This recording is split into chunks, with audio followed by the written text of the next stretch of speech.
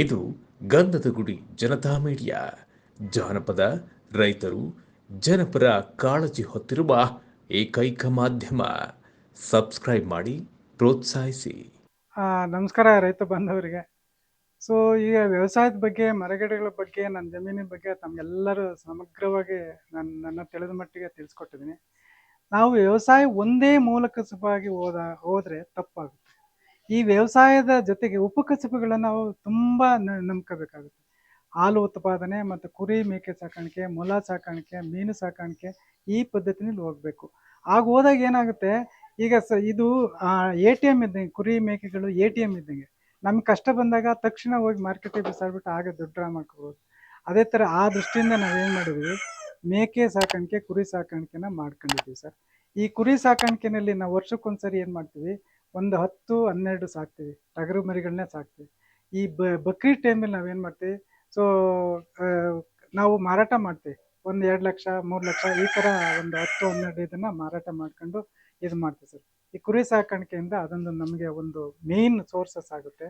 ಆ ಕುರಿ ಸಾಕಾಣಿಕೆನ ಯಾವುದೇ ಕಾರಣದಿಂದ, ಕುರಿ ಅಥವಾ ಮೇಕೆ ಸಾಕಾಣಿಕೆಯಿಂದ ನಾವು ಅದನ್ನು ತಪ್ಪಿಸ್ಕೊಳ್ದಂಗೆ ಮಾಡಿದ್ರೆ ತುಂಬನೇ ಆದಾಯ ಬರುತ್ತೆ. ಮೂಲ ಕಸುಬು, ವ್ಯವಸಾಯ ಮೂಲ ಕಸುಬು ಆದರೂ ಕೂಡ ಉಪಕಸುಬುಗಳಾಗಿ ಇದನ್ನು ಮಾಡ್ಕೊಂಡಾಗ ರೈತನ ಆದಾಯ ಯಾವ ಕಾರಣದಿಂದ ಎಲ್ಲ ರೀತಿಯಲ್ಲೂ ಬರುತ್ತೆ.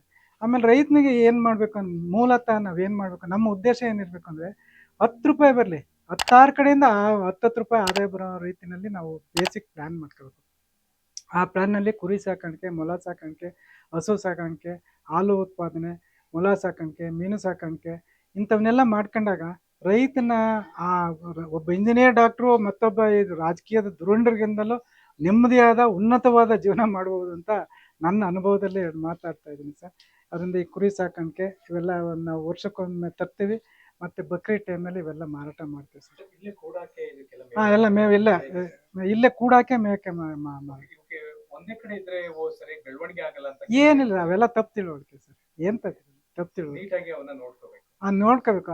ತಿಂಗಳಿಗೆ ಒಮ್ಮೆ ಮೆಡಿಸಿನ್ ಹಾಕಬೇಕು, ಜಂತುಳಿನ ಔಷಧಿ ಹಾಕಬೇಕು. ಸೊ ಅದು ಬಹುಮುಖ್ಯ. ನಾವು ತಂದು ಮುಟ್ಬಿಟ್ಟು ಹಾಕಿದ್ದೀವಿ ಮಾಡಿಬಿಟ್ಟು ಎಲ್ಲೋ ಹೋಗೋದಲ್ಲ.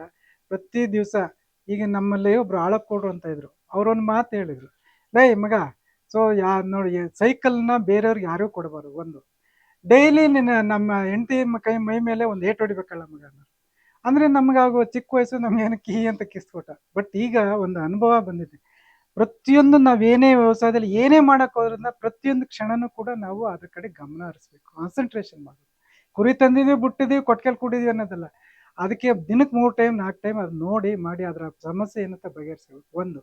ಎರಡನೇದು, ನಾವು ಜಮೀನಲ್ಲಿ ಇವತ್ತು ರೈತರು ಎಷ್ಟು ಜನ ನಾವು ತಿರುಗಾಡ್ತೀರಾ? ಪ್ರತಿ ದಿವಸ ನೀವು ಯಾರೂ ತಿರುಗಾಡೋದಿಲ್ಲ. ಯಾವತ್ತು ವಾರಕ್ಕೊಂದ್ಸಲ ಹೋಗ್ತಾರ ಮಾಡ್ತಾರೆ, ಅದಾಗದು ಬಾರ್ದು. ನೀವು ಜಮೀನಲ್ಲಿ ಪ್ರತಿ ದಿವಸ ನಮ್ಮ ಜಮೀನಲ್ಲಿ 3 ಟೈಮ್ 4 ಟೈಮ್ ತಿರುಗಾಡಬೇಕು. ಯಾಕೆ ತಿರುಗಾಡಬೇಕು ಅಂತಂದರೆ, ಒಂದ್ಸಾರಿ ಹೋದಾಗ ಆ ಜಮೀನಲ್ಲಿ ಮುಳ್ಗಿಡ ಬೆಳೆದಿರ್ತದೆ, ನಾನು ಕಿತ್ತಾಕು ಅಂತ ಅದೇ ಹೇಳುತ್ತೆ. ಇನ್ನೊಂದು ಗಿಡ ಬಾಡಿರುತ್ತೆ, ನನಗೆ ಗೊಬ್ಬರ ಸದ್ದು ನೀರು ಸದ್ದು ಅಂತ ಅದೇ ಹೇಳುತ್ತೆ. ಇನ್ನೊಂದು ಗಿಡ ಏನೋ ಆಗಿರ್ತದೆ, ಸೊ ಇನ್ನೊಂದು ಏನೋ ಹೂ ಬಿಟ್ಟಿರುತ್ತೆ, ಹಣ್ಣು ಬಿಟ್ಟಿರುತ್ತೆ, ಅಕ್ಕಿ ಪಕ್ಷ ತಿಂತದೆ. ನಿನ್ನ 3 ಸರಿ 4 ಸರಿ ಹೋದಾಗ ಸುಮ್ಮನೆ ಹೋಗಿ ಬಂದ್ರೂ ಕೂಡ ನಿನ್ನ ಜಮೀನು ತನ್ನಷ್ಟು ತಾನೇ ತನ್ನ ಪಾಠನ ಹೇಳ್ಕೊಡ್ತಾ ಇರ್ತದೆ.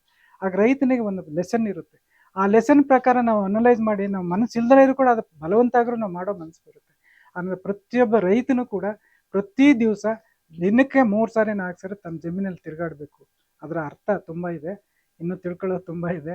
ಸೊ ಹೀಗಾಗಿ ಜಮೀನು, ವ್ಯವಸಾಯ ಮತ್ತೊಂದು ಇನ್ನೊಂದು ಮಾಡ್ಕೊಂಡು ನಾವು ಮಾಡ್ತಾ ಇದ್ದೀವಿ ಅನ್ನೋದಲ್ಲ, ನನ್ನ ವೈಯಕ್ತಿಕ ಕಾನ್ಸಂಟ್ರೇಷನ್, ವೈಯಕ್ತಿಕ ಗಮನ ಹರಿಸಿದ್ರೆ ಮಾತ್ರ ನಾವು ಸಕ್ಸಸ್ ಆಗ್ತೀವಿ. ಇಲ್ಲ ಅಂದರೆ ಮಾಮೂಲಿ ವ್ಯವಸಾಯ ಮಾಡ್ತಾ ಇದ್ದೆ, ನಂದು ಜಮೀನಿದೆ, ನಂದು ಆಸ್ತಿ ಇದೆ, ನಂದು ಇದಿದೆ ಅನ್ನೋ ಪರಿಸ್ಥಿತಿಗೆ ಹೋಗ್ತೀವಿ. ಅದಾಗೋದು ಬೇಡ ಸರ್. ಪ್ರತಿಯೊಬ್ಬರಿಗೂ, ರೈತನೂ ಕೂಡ ಪ್ರತಿಯೊಂದು ಕ್ಷಣನೂ ಕೂಡ, ಪ್ರತಿಯೊಂದು ನಿಮಿಷನೂ ಕೂಡ ತನ್ನ ಬದುಕಿನ, ತನ್ನ ಉಸಿರಾಡೋ ಕೊನೆಯವರೆಗೂ ಆ ಭೂಮಿನ ಪ್ರೀತಿಸ್ಕೊಂಡು ಮತ್ತೊಂದು ಮಾಡ್ಕೊಂಡಿದ್ರೆ ಖಂಡಿತ ರೈತನಿಗೆ ಯಶಸ್ಸು ಕಟ್ಟಿಟ್ಟು ಬುತ್ತಿ ಮತ್ತು ಯಾವುದೇ ತೊಂದರೆ ಬದುಕೋದು, ನೆಮ್ಮದಿಯಾದ ಬದುಕನ್ನು ಬಾಳ್ಬೋದು ಸರ್.